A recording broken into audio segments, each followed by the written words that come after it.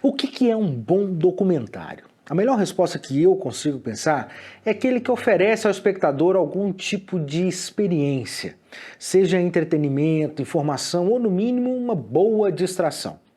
A pergunta que você tem que fazer é como as pessoas vão estar depois de assistir ao seu documentário. E é sobre isso que vamos falar hoje.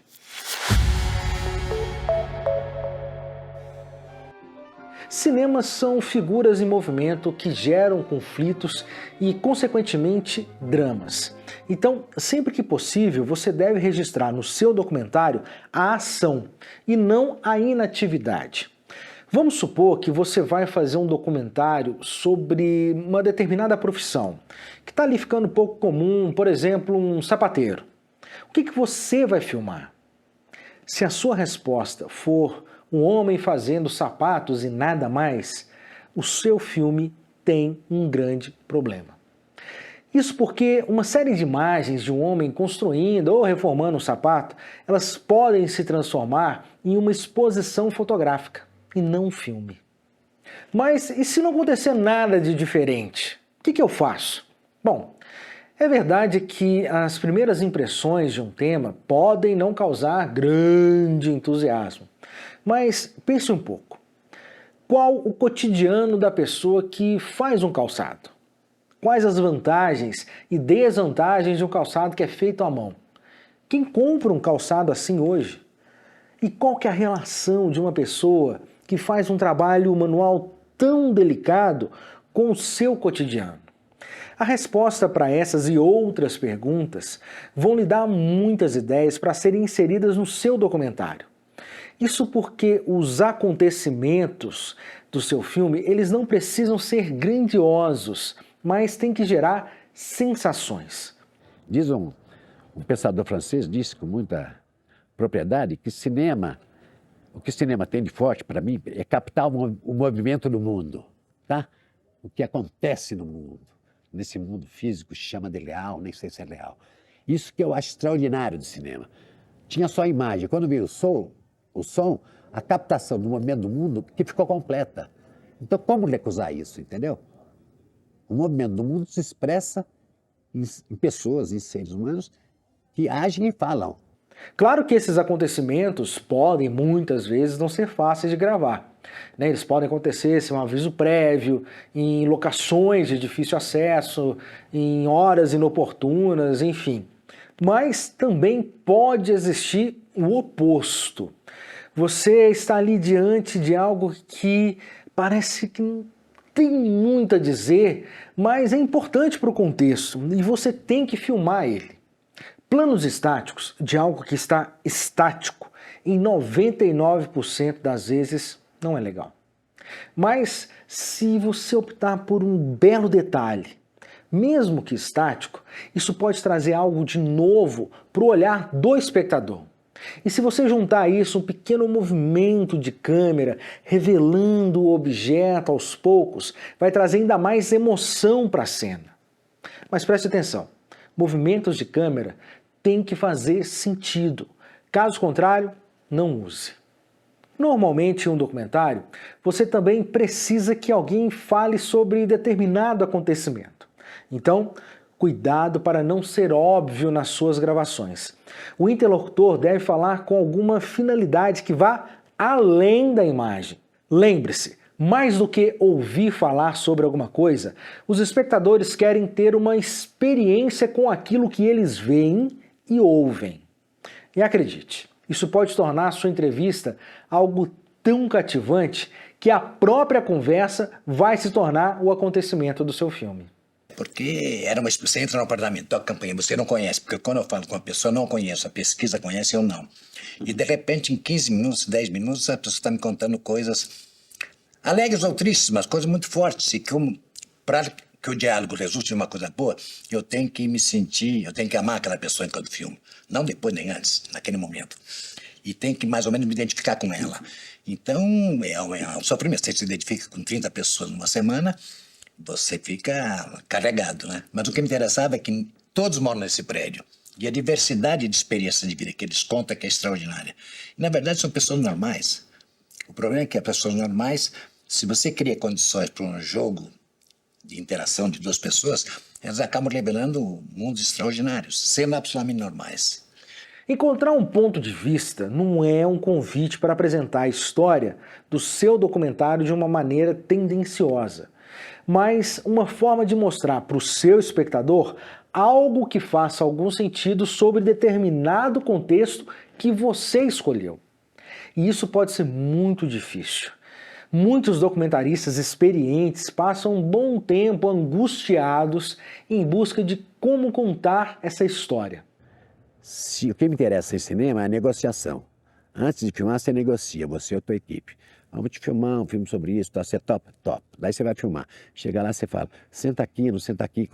Isso tudo é negociação. Começa a filmar, você está negociando com o outro, ele começa a contar uma história chata para você. Então ele tem um desejo que não é o teu. Então, enquanto você filma, você tem uma negociação de desejos. O teu desejo de ter as histórias que te interessam para o filme e, eventualmente, os desejos do outro que podem ser esse. Então, às vezes tem conflito, às vezes não tem. Você não tem que falar nada da pessoa. Porque se eu estou falando com você agora, eu estou falando para a câmera. Eu sei que tem uma câmera, estou falando no teu olho.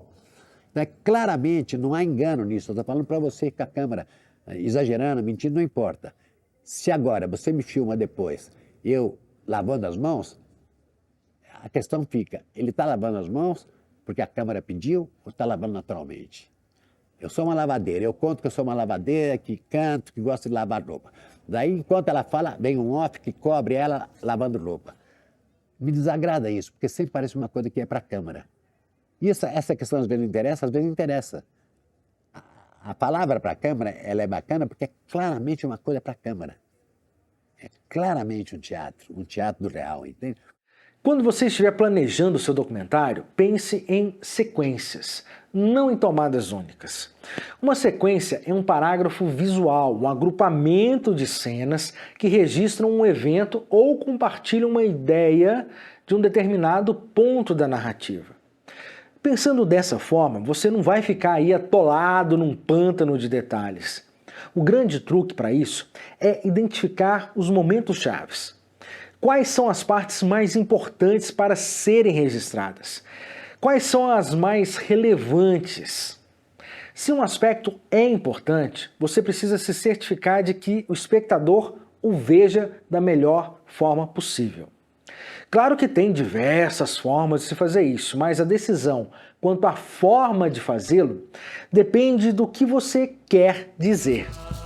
Ao fazer a apresentação de uma missa conga, missa dedicada a Nossa Senhora do Rosário, missa mesclada de cânticos antigos e tradicionais, alguns vindos desde os tempos da escravidão, ao som dos tambores, reco-recos, pandeiros, sanfonas, violas, chocalhos, cavaquinhos e violões, convido a todos a sentir a religiosidade popular e a perceber, de uma maneira simples e concreta, um dos fenômenos de inculturação.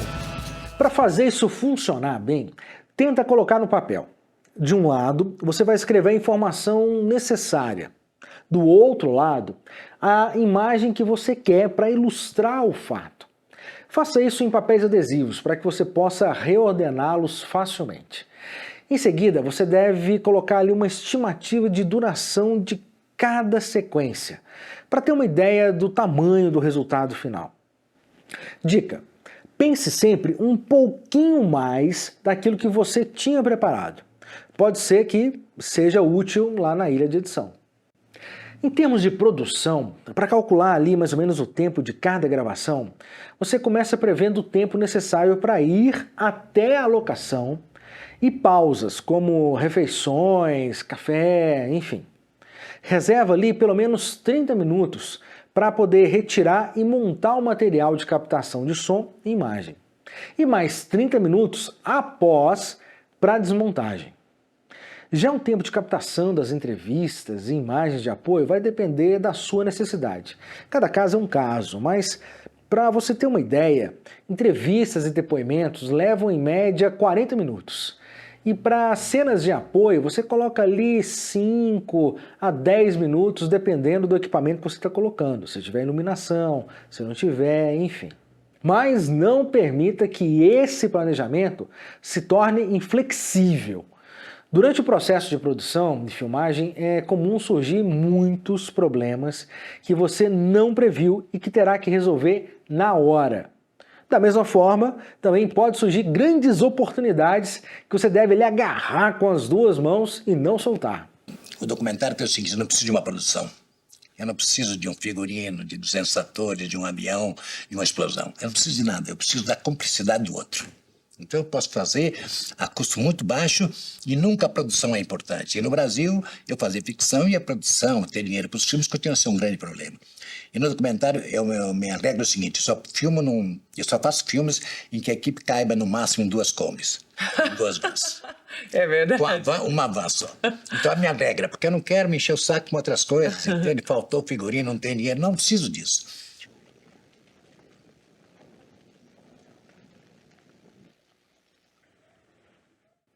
Enfim, se você quer fazer um documentário, quando você estiver colocando as suas primeiras ideias no papel, se pergunte, isso é interessante? Você assistiria ao seu documentário como espectador? Se a resposta for não, procure descobrir onde está o erro. Identificar problemas nessa etapa vai economizar muito tempo e dinheiro para você. Mas talvez o problema não seja o assunto, mas o que você está dizendo a respeito dele. Se uma observação for muito óbvia e enfadonha fora das telas, ela com certeza também vai ser no seu documentário. Então pode ser que a sua abordagem esteja demasiadamente verbal e tradicional. Dessa forma, você está só falando sobre coisas acontecendo e não mostrando o que há no entorno dessas coisas, no que está acontecendo de verdade, no que elas são relevantes. Seja sempre mais visual e menos verbal. Pense nisso. A gente se vê na próxima cena.